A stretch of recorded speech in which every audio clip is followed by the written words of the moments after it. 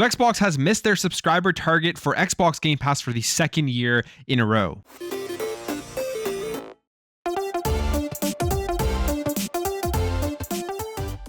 All right, guys, before we get into this, if you are new to the channel and you enjoy what you see throughout this video, please consider hitting that subscribe button. So Xbox Game Pass is a service that Xbox obviously needs to grow in order for it to continuously be successful and for them to be able to continue to bring over great content for people who are subscribed and to convince developers and publishers to put their games into the service day one. Now, they have some pretty hefty goals when it comes to trying to reach their growth targets, and this is the second year in a row that they have missed their target, even though the service continues to grow. So we have this report here from Axios. Let's read through what the target is and what they are saying about Xbox missing the growth target. So it says here, subscriber growth for Microsoft all-you-can-play Game Pass subscription service fell far short of an annual company target tied to CEO Satya Nadella's pay, according to a new financial filing. So obviously, when it comes to missing a growth target, the people who are going to be affected the most, especially with something like Xbox Game Pass that is still doing very well,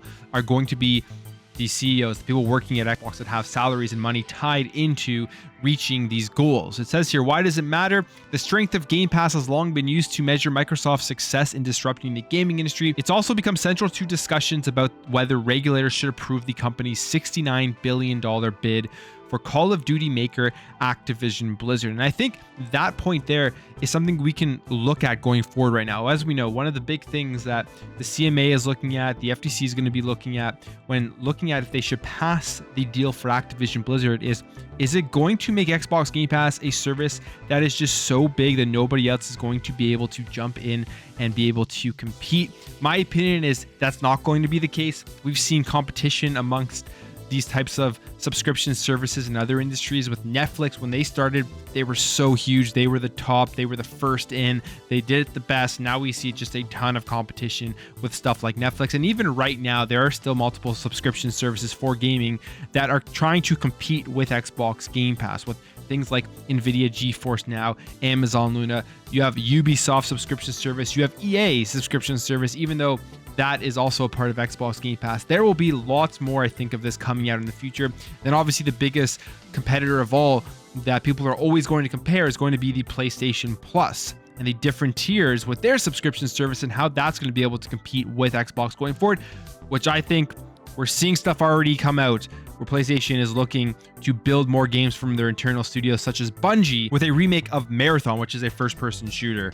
So you're going to see a lot of that type of stuff, I think, come out from PlayStation if the Activision Blizzard deal does go through, which will just increase competition even more. Now, it says here, Microsoft's targeted a 73% growth rate for Game Pass for its fiscal year ending June 30th, 2022.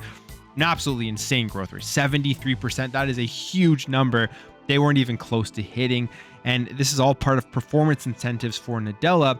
And the service achieved 28% growth. Now, obviously way off.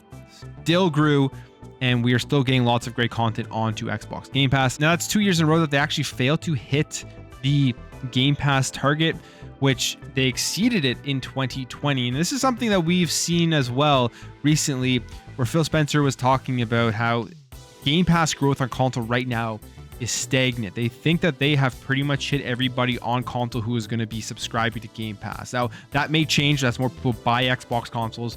You think about the holiday season coming up, think about Christmas gifts, and just the amount of Series S's and X's that are going to be given to people who are probably going to turn on their Xbox, get all of these ads for Xbox Game Pass, realize that there are tons of games they want to play on the service and sign up. So obviously it's not the end, but the growth is slowing down on console, which makes sense. There's only a finite amount of consoles out there compared to the amount of PCs and the amount of mobile phones and the amount of people with just access to the internet who can sign up for Game Pass to access all the games on the service. And right now the subscribers are 25 million. We don't know where it actually is though, because that was the latest number that they gave us a long time ago, and they still haven't given us a number.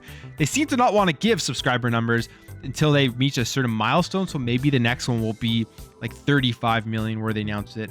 But right now I'm assuming it's somewhere between 25 and 35 million. I know that's a big range, but I'm guessing it's gotten closer and moved up further, closer to the 30 million mark from the 25 million. And one of the other things we do need to focus on with terms of Game Pass growth, maybe slightly slowing down, has to do with 2022. I mean, it still grew and people still bought Xboxes all through 2022. We saw that with their recent report of 13% increase in sales of the Xbox Series S and X. And the fact that the Series S and X are the best-selling, fastest-selling consoles in Xbox's history. So it's doing very well, even without first-party game releases right now in 2022.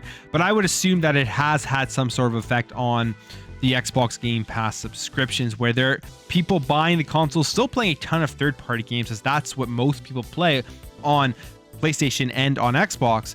But if those third-party games aren't within the service, they're not going to jump in and play. They're not going to give it the chance to see what else is in there. You think of a game like Call of Duty Modern Warfare 2 that just released. You're going to have a lot of people picking up a Series S just to play Call of Duty on Xbox Series S, 120 FPS, all that type of stuff. They're probably not going to go ahead and bother right now subscribing to Xbox Game Pass. But in 2023, if Xbox delivers on everything that they have announced so far, even with just Redfall and Starfield, you're going to see a big uptick in Game Pass subscribers, and then whatever else is going to be coming out, whether that is from Activision Blizzard if the deal does pass, and then other first-party studios from Xbox. So what does this mean? They're missing their target. I think all in all, it just means that as the big CEOs, the big corporate people who are making all the money for Xbox, they're not going to be getting the big bonuses that they may have gotten if they hit those targets. That's all it really means. I still think Game Pass is thriving. I still think Game Pass is doing very, very well.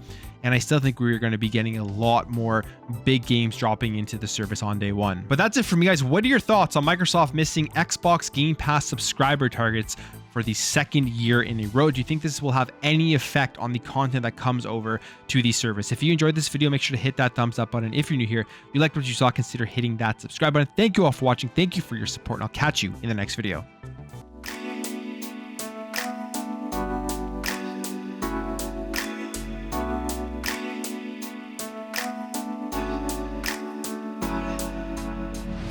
Bye.